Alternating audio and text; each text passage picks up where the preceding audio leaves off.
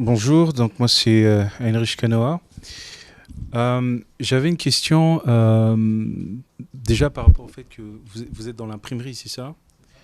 Il y a une solution mondiale qui a été mise autour de la table qui est celui du bambou, avec l'Institut national du bambou et du rotin, et donc qui ont mis un dispositif afin de promouvoir en fait le bambou comme solution pour répondre au changement climatique, aux problèmes d'érosion des sols et aussi à la pauvreté et au problème d'alimentation.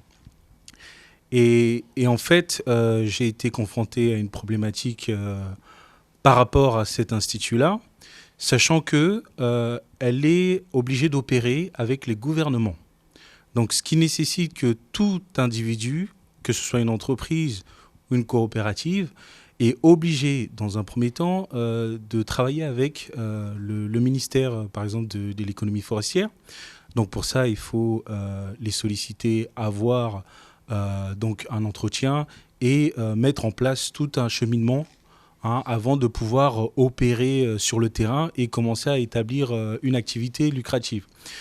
Il faut pas oublier quand même que c'est un marché de 60 milliards d'euros annuels qui, pour le moment, est détenu par la Chine, qui répond à plus de 60% des besoins dans le monde. On sait très bien que la Chine n'a pas les surfaces nécessaires pour combler les besoins de toute la planète. Or, l'Afrique a les surfaces en question. L'Amérique latine a aussi la surface en question.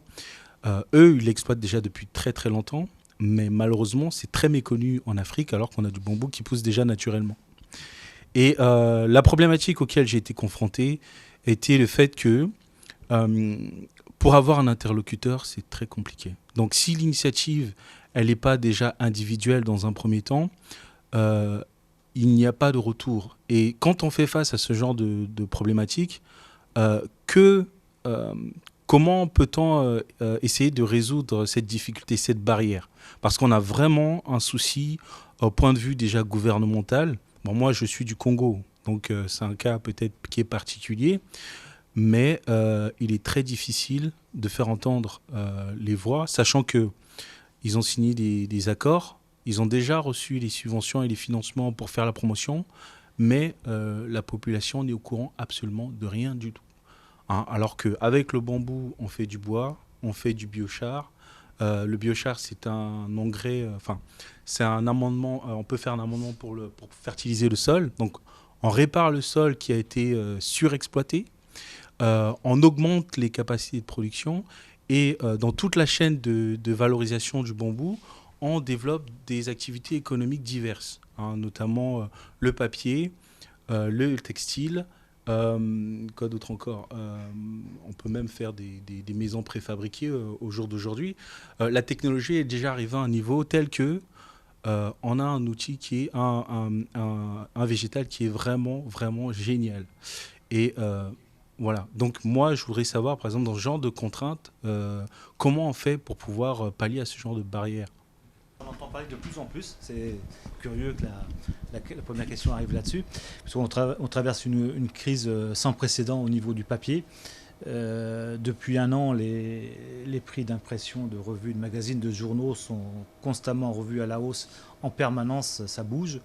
Euh, la tonne de papier a plus que doublé sur l'année passée. Donc il faut expliquer ça aux éditeurs, enfin, comme toutes les personnes, toutes les entreprises impriment, ils sont c'est un marasme terrible parce qu'en fait, on ne sait plus comment on s'appelle. En fait, ce qui valait 10 euros hier, ça n'a plus de sens aujourd'hui. Expliquer ça aux gens, aux clients, aux éditeurs qui se sont calés sur des prix de vente, c'est inconcevable. Donc la complication, le papier, c'est complexe. Le bambou, vous m'en parlez, c'est quelque chose que je découvre aussi parce que j'ai un de mes clients amis qui est à fond dans le bambou justement. C'est assez curieux. Lui, il est novateur, il est innovant, il a toujours une longueur d'avance, c'est très visionnaire.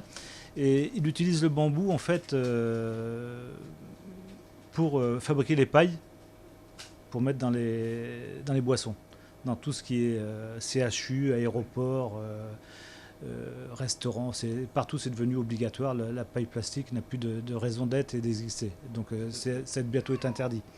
Donc, lui, il s'est lancé là-dessus parce que bon, il avait une entreprise dans un autre univers auparavant. Et il a toujours un temps d'avance. Donc là, il est en plein schéma sur le bambou. Donc, comme beaucoup de réflexes, il allait s'approvisionner en Asie lointaine, machin. Enfin, c'était l'embellie pour lui parce que bon, c'était peu cher. Ça arrivait ici, c'était plus facile à vendre. Enfin, il y avait plein de facilités. Le Covid est arrivé. Les complications avec, il achetait des cargos, enfin pas des cargos, mais des containers de bambou, de paille, parce que c'était son domaine d'activité. Ça lui coûtait en gros de mémoire 3 000 euros le container. En pleine crise du Covid, le container est passé à 18 000 euros. Donc vous pouvez avoir de la marge, tout ce que vous voulez en amont quand vous les vendez sur la base des 3 000 euros du départ. 18 000 euros, vous n'arrivez plus à avancer, quoi. Vous passez pour un escroc, c'est pas sérieux. Okay. Donc la solution qu'il a trouvée, c'est je vais en faire moins, je vais en vendre moins parce qu'il avait une faculté pour pouvoir diffuser son produit qui était innovant puisqu'il était le seul à le diffuser partout. Le truc, c'est qu'il me dit c'est bien, je prends des commandes de toutes parts, mais j'arrive pas à livrer parce que les prix ne sont plus bons avec les containers. Donc la solution qu'il a trouvée, c'est de créer un site de production en France où il va produire 5 fois moins, mais la partie qu'il va pouvoir vendre, il va pouvoir la produire chez lui avec des coûts raisonnés et des dates de production bien précises. Donc l'expérience le concernant et l'expérience du bambou, mon expérience, on en est là. On est en train de fabriquer le packaging en fait, des boîtes de bambou pour les diffusions dans les magasins divers et variés. En fait, ça peut être dans des chaînes de distribution ou alors dans des trucs un peu plus confidentiels. Donc on en est à fabriquer les cartons de diffusion. Donc après, tout ce qui va pouvoir se connecter après sur le bambou, bon après, c'est vrai que moi je le sais, mais bon après c'est vrai qu'il y a des possibilités inimaginables, quoi. Ça va de l'échafaudage qui se faisait il y a quelques années, mais ça revient apparemment, parce que bon, c'est un matériau super résistant qui peut fléchir mais qui ne casse pas. Léon, je vais juste répondre à sa préoccupation parce que je pense que lui, il pose la question de savoir qu'est-ce que la semaine des solutions pourrait apporter à quelqu'un comme lui qui a pour projet de faire ce genre de choses. Normalement, c'est même le but de cette semaine de solutions, c'est de parler de ce genre de difficultés et de faire connaître au monde entier qu'on a ce genre de difficultés pour que ça puisse entrer dans les oreilles des dirigeants, pour que ça puisse entrer dans les oreilles d'investisseurs, de porteurs de projets. Parce que c'est ainsi, c'est en parlant des difficultés telles que cette difficulté-là, que les gens vont être au courant qu'il y a quelque chose à faire, qu'il y a de l'innovation et qu'on peut tous ensemble mettre la main afin de traverser cette étape. Bonjour, moi je suis du e-magazine Réseau. Donc on est un e-magazine, on publie nos contenus sur les réseaux et sur Internet. Je voudrais vous remercier en fait pour cette initiative qui a pour but de valoriser les initiatives en Afrique, les initiatives économiques. C'est vrai qu'il faut sortir du pessimisme et là-dessus, je pense que vous ne trouverez pas un journaliste qui ne soit pas d'accord avec vous et pour vous accompagner là-dessus. Donc je souhaite vraiment que ce soit un succès et que l'année prochaine, il y ait vraiment beaucoup de monde à cette manifestation. Moi, j'aurais 3 questions courtes pour clarifier un peu la compréhension que j'ai. La première, c'est si vous pouvez nous expliquer les parties prenantes de cette organisation. Je n'ai pas bien compris qui organise. Est-ce que ce sont des personnes physiques? Est-ce que c'est une association? Est-ce que c'est l'État? Enfin, voilà. Donc, si vous pouviez juste clarifier ce premier point. Ma deuxième question, vous avez beaucoup parlé de l'Afrique. Quelle place vous faites à la diaspora, notamment en France, vu que ça sera organisé en France? Et puis ma dernière question, c'est vrai qu'il y a beaucoup de porteurs de projets. La grosse problématique que nous, on a remarqué depuis 10 ans qu'on est sur ce créneau-là, c'est l'accès au financement. C'est vraiment... trouver des personnes qui acceptent de prendre le risque financier, d'accompagner les porteurs de projets. Qu'est-ce qui est prévu dans le cadre de la semaine des solutions sur les sujets de financement des porteurs de projets? Merci. Il y a une question qui rejoint la dernière question. Moi, c'est Herman Bokor, je suis journaliste à Jeune Afrique.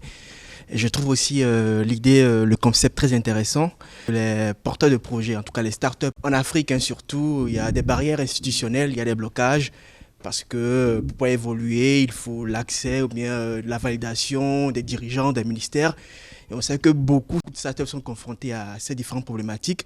Comment l'Afrique des solutions se positionne se positionne pour résoudre en fait ces différentes problématiques que les startups peuvent rencontrer. Parce qu'avant qu'on parle de solution, il faut déjà l'implémenter.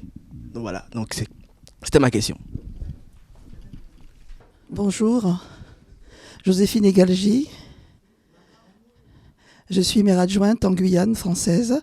Je suis ici, comme j'ai dit à Monsieur Léonce, pour représenter quelqu'un qui l'avait invité et qui a dû partir expressément hors du département. Je suis très satisfaite de voir que l'Afrique, l'organisation veut sortir de ce pessimisme ambiant international que l'on fait courir sur ce continent-là. Et autrefois, il y avait des reporters qui s'appelaient reporters d'espoir. Et ils ne montraient que les choses positives dans les pays du monde. Je pense que c'est un peu cette philosophie-là que vous prenez maintenant. Et je vous dis que nous, en Guyane, nous sommes très attachés à l'Afrique. Nous avons des communes qui vont se jumeler avec le Bénin. Et je pars bientôt au Bénin parce que c'est un pays que j'aime beaucoup.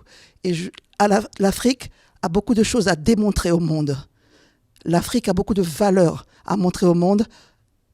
Premièrement, le respect des aînés.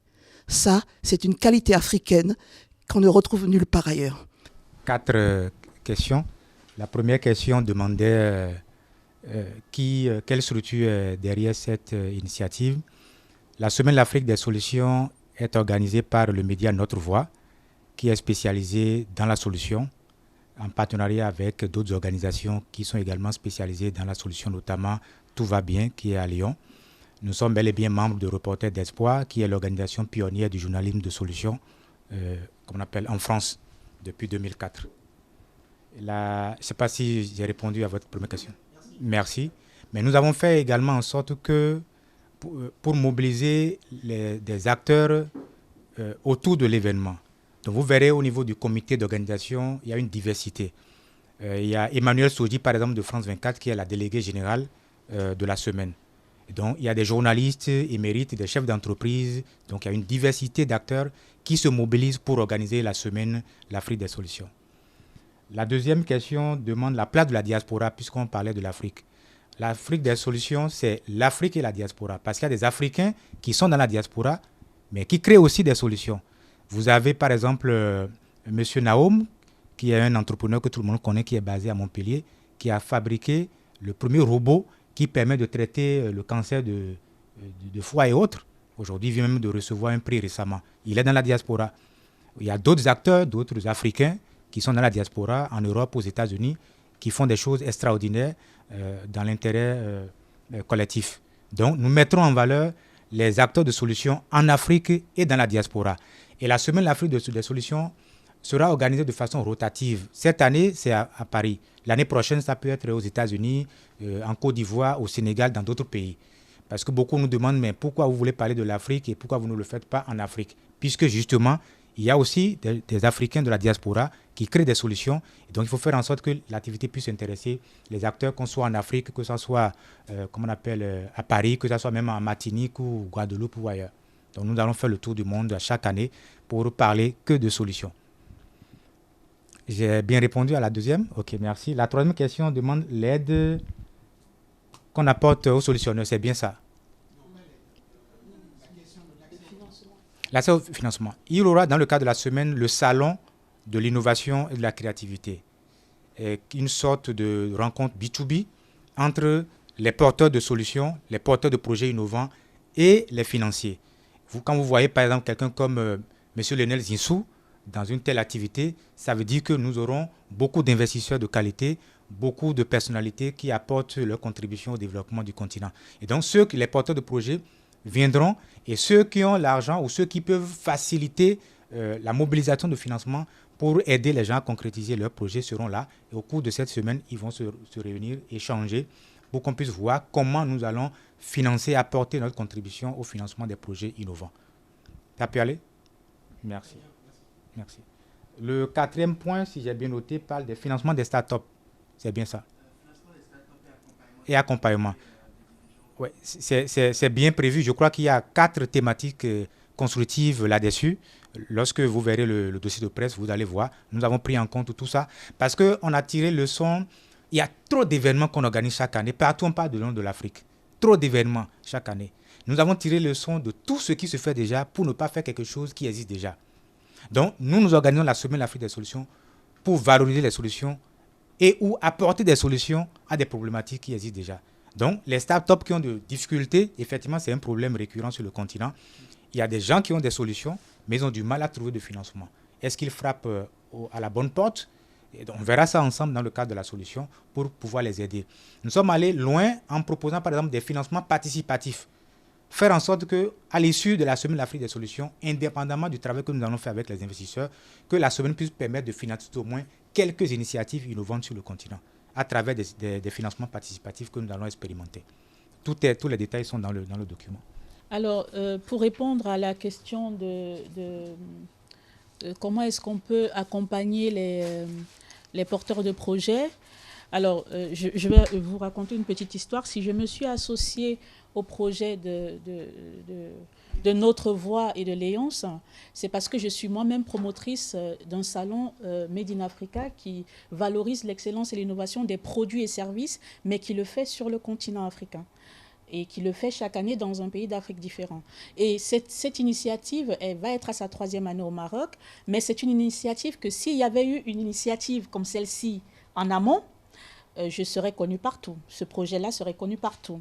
C'est pour ça que j'ai accepté de m'associer à ce projet, parce que c'est un projet qui va non seulement permettre de faire du journalisme de solution qui promeut les initiatives comme les miennes, par exemple, qui partent en Afrique aller chercher, par exemple, les produits d'exception, qui va mettre en lumière ce genre de projet, qui va mettre en lumière les pépites qu'on n'a pas forcément connaissance parce qu'on ne va pas fouiller peut-être sur Internet, ou alors ils n'ont pas le pouvoir financier d'aller dans les médias pour faire connaître leurs produits. Donc, c'est une initiative à soutenir la Semaine des solutions. Et comment on va pouvoir accompagner? On va pouvoir accompagner par des formations, comme il a dit, lors de l'événement. On va pouvoir accompagner parce que ces personnalités qui vont venir seront comme des tuteurs pour ceux qui vont apporter des projets à fort potentiel. Parce qu'il faut savoir que si on fait venir des hommes d'affaires, des investisseurs, c'est parce qu'ils ont l'œil. Ils ont l'œil pour voir le produit qui a du potentiel. Et vous savez, une entreprise qui a réussi, qui a un certain pouvoir d'achat, peut investir aussi dans une pépite. Vous voyez? Donc c'est comme ça qu'il faut accompagner. Et la force du journalisme de solution, c'est là où il intervient. C'est-à-dire qu'il propage la bonne information qui va potentiellement entrer dans la bonne oreille. Kodjovi Tassou, donc Béné Télévision. Vous avez cité quelques médias, d'ailleurs je retrouve leur logo sur le kakemono, qui sont aujourd'hui étiquetés comme des médias propagandistes, qui nous ont habitués à présenter en général une mauvaise idée, donc c'est-à-dire les problèmes de l'Afrique et pas les solutions de l'Afrique. Est-ce que vous avez bien ficelé les choses pour que on ne se retrouve pas dans un schéma où, en voulant montrer plutôt des solutions, que on se retrouve à remontrer des problèmes et qu'on ne soit pas vu non plus de haut par ces médias qui occupent déjà la place en Afrique? Alors, pour répondre à votre question, il faut savoir que quel que soit ce qu'on fait, on ne peut pas se passer des médias français. Parce que l'Afrique francophone, même si les médias français sont décriés en Afrique francophone, ils sont quand même écoutés. Donc aujourd'hui, la semaine des solutions est là pour, on va dire, reprogrammer, on va dire ça comme ça, j'espère que je ne dis pas n'importe quoi en disant ça. On est là pour reprogrammer un certain système, c'est-à-dire que faire comprendre aux journalistes présents, aux journalistes du futur, qu'aujourd'hui, il est temps de faire valoir notre savoir-faire africain et de le faire valoir partout dans le monde entier. Et si on utilise les médias occidentaux, c'est parce que ces médias-là ont une très grande écoute et ces médias-là, associés au travail qu'on va faire des médias continentaux, c'est-à-dire les médias qui sont sur le territoire africain et les médias africains qui sont sur le territoire africain et les médias qui sont partout en Occident, ce travail-là doit être associé. On ne peut pas aujourd'hui se dire que on va se passer par exemple de RFI ou de France 24 parce qu'il y a des Africains qui écoutent RFI, qui écoutent France 24.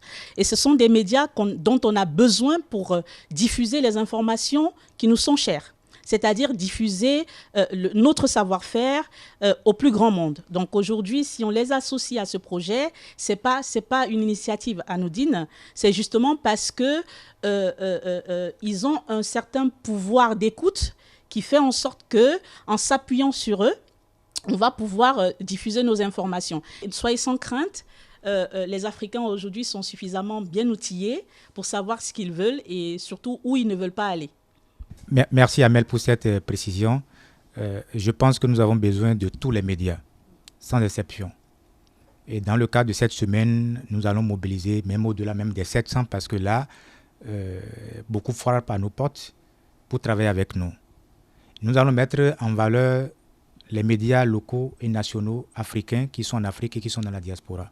Mais nous allons travailler avec tout le monde parce que pour parler des solutions, il faut frapper à toutes les portes et parler à tout le monde, associer tous les acteurs. Ces médias dont vous parlez jouent aussi un rôle et apportent aussi leur contribution, comme on appelle, au rayonnement du continent. La plupart du temps, moi, tous les jours, les gens m'appellent, aide-moi à aller sur ces médias-là. C'est-à-dire que nous-mêmes, en tant que médias africains, nous avons un problème. Si nous ne nous prenons pas au sérieux, si nous ne valorisons pas nos talents, nos idées nous-mêmes, mais pourquoi tout le monde quitte l'Afrique pour venir sur ces médias ici ? Nous devons trouver une réponse à ça. Et la réponse à ça, c'est le journalisme de solution. C'est l'Afrique de solution que nous devons bâtir ensemble. Et plus nous allons créer ces espaces-là pour les utiliser, pour ne parler que des solutions, vous verrez que tout le monde sera obligé dans 10 ans, dans 50 ans, dans 30 ans, que la situation va changer. Et que les gens n'auront même plus de sujets problématiques à évoquer. Et que tout le monde sera orienté vers là où il y a des solutions. Donc, nous allons travailler avec tout le monde. Nous n'avons pas d'a priori de réserve. Nous allons travailler avec tout le monde, frapper à toutes les portes. Ceux qui ne sont pas encore là, ils seront encore là pour qu'ensemble, que ce soit en Afrique francophone, en Afrique anglophone, en Europe, aux États-Unis, un peu partout dans le monde entier, nous irons partout et travailler avec tous les acteurs pour que cette activité puisse être une réussite. Et par la grâce de Dieu, ce sera une réussite. Merci. Herman Boko, je suis journaliste à Jeune Afrique. Et avant de rejoindre Jeune Afrique, j'ai travaillé 3 ans à France 24. Et je suis passé aussi un peu par RFI. Je ne vais pas revenir sur la question liée aux propagandes, mais je sais qu'au fait que c'est une critique qu'on a souvent fait aux médias français ou étrangers de parler peu de l'Afrique et de parler de l'Afrique et de parler de l'Afrique de manière négative. Et les médias français eux-mêmes ont pris conscience il y a quelques années de sa critique. Et ils se sont remis en question. Et vous voyez sur France 24, il y a eu beaucoup d'émissions qui ont été initiées pour pouvoir parler de l'Afrique de manière positive, parler des projets positifs de l'Afrique, parler des startups. Par exemple, quand vous prenez sur France 24 l'exemple d'Afrique Hebdo, un magazine hebdomadaire qui parle beaucoup des acteurs qui apportent quelque chose sur le continent, des acteurs français, de la diaspora, même des acteurs africains.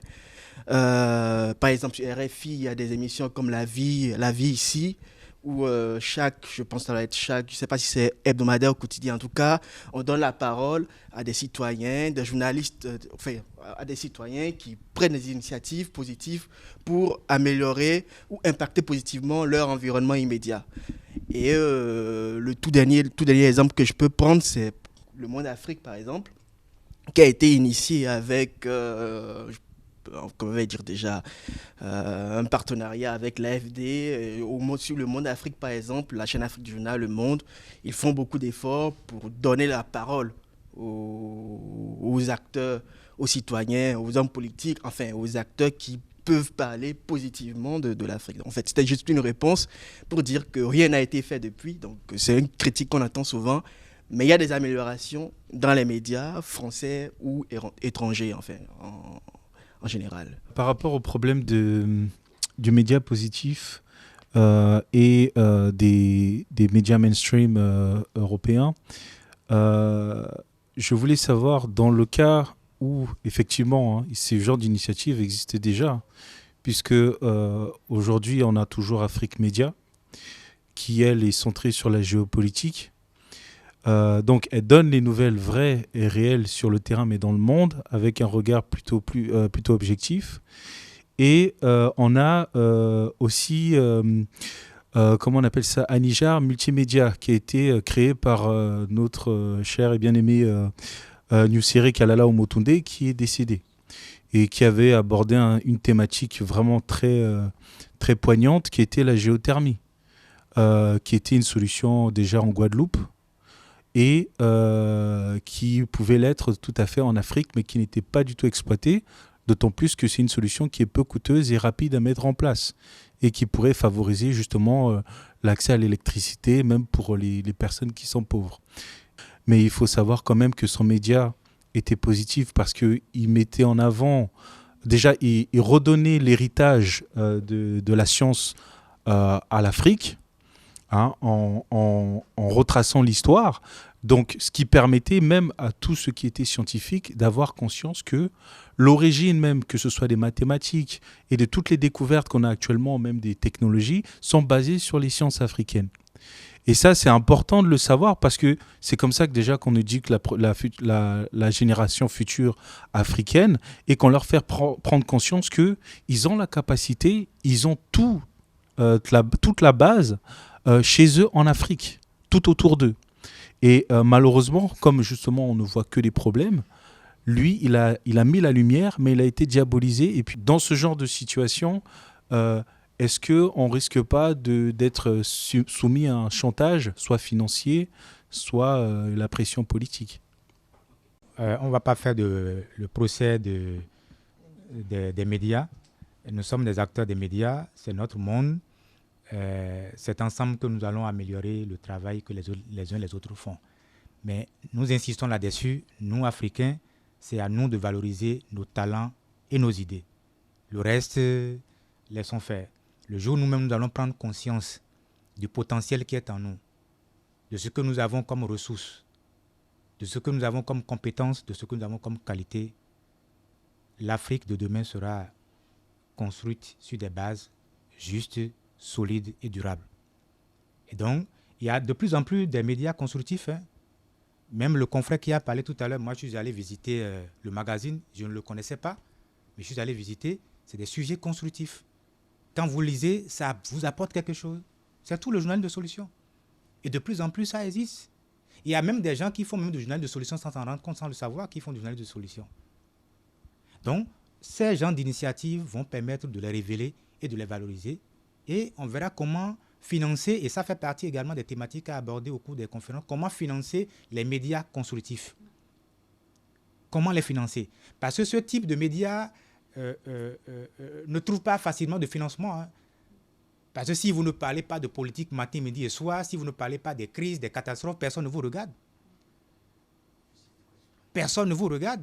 Parce qu'on a habitué tellement les gens à ne voir que problèmes partout, que quand un média vient pour diffuser des informations positives, ça n'intéresse personne. C'est d'ailleurs ça qui fait que la plupart des influenceurs que vous voyez sont obligés de s'insulter matin, midi et soir. C'est ça qui fait que les gens les regardent, qu'ils aient des vues, des millions de vues et tout ça. Ils disent, mais écoutez, on a travaillé avec certains d'entre eux, ils disent, mais le jour où je vais commencer par parler comme un intellectuel, comme parler des sujets sérieux, mais de 7 millions d'abonnés, celui avec qui je parlais, avec 7 millions 500 d'abonnés, Il dit, mais tu vas, en moins d'1 mois, je vais me retrouver à 500 000. Tout le monde va fuir. Donc, je suis obligé de me mettre nu, je suis obligé de raconter ce que les gens aiment entendre. Donc, des médias constructifs, il y en existe sur le continent et dans la diaspora.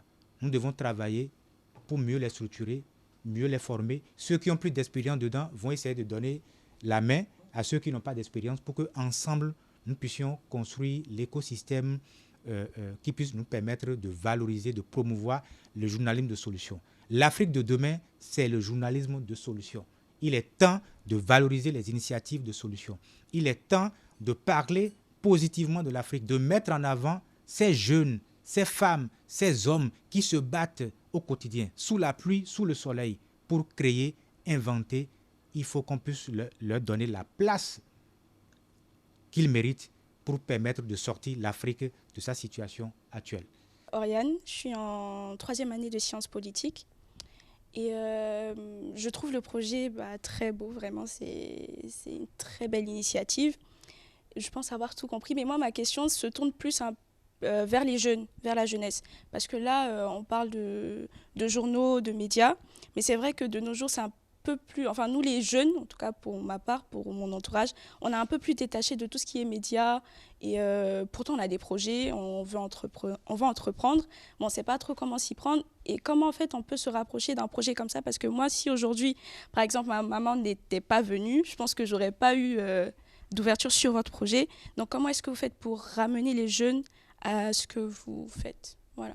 Tout à l'heure, Léonce a parlé d'influenceurs. Léonce a parlé d'influenceurs parce qu'aujourd'hui, les jeunes âgés de 16 à 35 ans sont connectés H24. C'est-à-dire qu'ils ne passent pas une journée sans se connecter au moins 2 heures sur leur Instagram ou Facebook ou TikTok, peu importe. C'est le canal de communication que nous avons trouvé pour toucher les jeunes qui ont l'âme entrepreneuriale. Parce qu'il faut savoir que ce n'est pas tout le monde qui a cette envie d'entreprendre. Mais il faut pouvoir toucher ceux qui veulent entreprendre et qui n'osent pas. Ceux qui ont des idées et qui n'osent pas, qui ont besoin d'être aiguillés. Donc, c'est par ces influenceurs-là qu'on va pouvoir toucher cette population-là. Ça, c'est la première chose. La deuxième chose, c'est que même au niveau des médias TV, en ligne ou classique, le message pourra passer par ce canal-là. Parce qu'on prendra des tranches horaires, par exemple, où on sait qu'on peut toucher ce type de population qui n'est pas forcément appelée à ce type de projet facilement. Voilà. Il y a la place pour les jeunes, et les jeunes, c'est même l'essence même de ce type de projet, parce que le journalisme de demain, c'est le journalisme qui commence par les étudiants. Voilà, donc c'est un projet qui va non seulement être appelé à attirer les jeunes étudiants qui n'ont peut-être pas la vocation de journaliste tout de suite, les jeunes étudiants qui sont déjà dans le journalisme, mais qui se disent, mais est-ce qu'on va faire ce type de journalisme-là? Donc, c'est une très grande cible pour nous et on ne l'a pas oublié. Rassurez-vous. Tu veux rajouter quelque chose? Je crois que les jeunes sont effectivement au cœur de ce projet. C'est d'ailleurs pour cela qu'au niveau des formations, nous avons prévu une formation à l'éducation aux médias et à l'information pour développer leurs compétences et connaissances en matière de l'information constructive.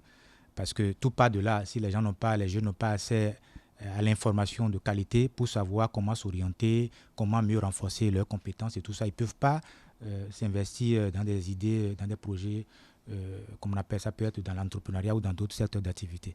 Donc les jeunes sont vraiment au cœur de ce projet-là et nous allons, dans le cadre de cette formation, au niveau du panel des conférenciers ou également au niveau d'autres activités que nous avons prévues dans le cadre du projet, faire en sorte que cette place puisse être vraiment une priorité centrale pour nous. Vous êtes bien satisfaite? Ok, merci. Donc, je crois qu'on a dit l'essentiel. Ici, il n'y a plus d'autres mots. Je vous remercie vraiment sincèrement pour votre déplacement qui montre à suffisance votre intérêt particulier aux questions de solutions. Nous avons quelques mois devant nous pour réussir comment on appelle cet ambitieux projet. Nous avons besoin de vous, besoin de tous les acteurs, les médias, les entrepreneurs innovants. Parlez de cette initiative autour de vous, dans vos médias, sur vos réseaux sociaux, dans vos familles, autour de vous, pour que ensemble nous puissions bâtir et renforcer l'Afrique des solutions. Je vous remercie et je vous donne rendez-vous sur nos réseaux sociaux, sur nos plateformes digitales, sur le site internet Notre Voix, www.notrevoix.info. Là-dessus, tous les jours, vous aurez toutes les informations dont vous aurez besoin dans le cadre de cette activité. Je voudrais signaler que nous avons la présence de Mme Pascaline Kamokwe, qui est coach en développement personnel, très connue. Merci pour la présence, ça nous fait beaucoup plaisir. Elle fait aussi également partie du panel des conférenciers et formateurs. Merci à vous et place au cocktail. Merci.